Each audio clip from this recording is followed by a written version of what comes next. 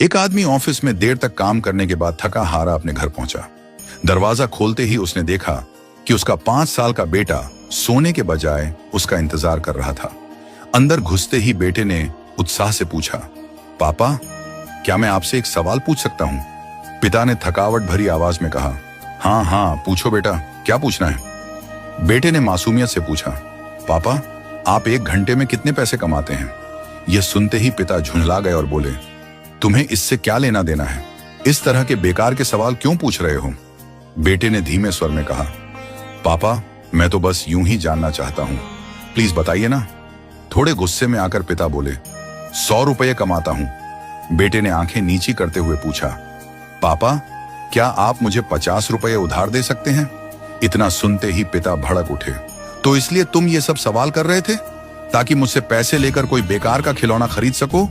चुपचाप अपने कमरे में जाओ और जाकर सो जाओ। सोचो कितने स्वार्थी हो तुम। मैं दिन रात मेहनत करता हूं और तुम फालतू की चीजों में पैसे उड़ाते हो।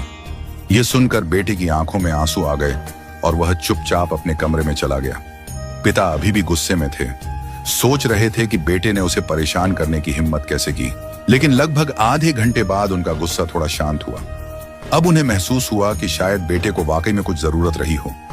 उन्हें बेटे पर चिल्लाने का पछतावा भी होने लगा। वे उठकर बेटे के कमरे में गए और पूछा, क्या तुम सो गए हो? बेटे ने कहा, नहीं पापा, अभी नहीं। पिता बोले, शायद मैंने तुम्हें बेकार में डांट दिया। दरअसल दिन भर के काम से बहुत थक गया था। सॉरी बेटा, ये लो 50 रुपए।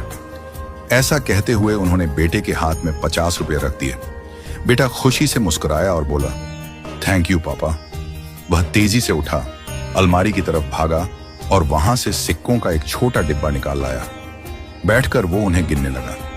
यह देखकर पिता फिर से झुंझला उठे, जब तुम्हारे पास पहले से पैसे थे तो मुझसे क्यों मांगा?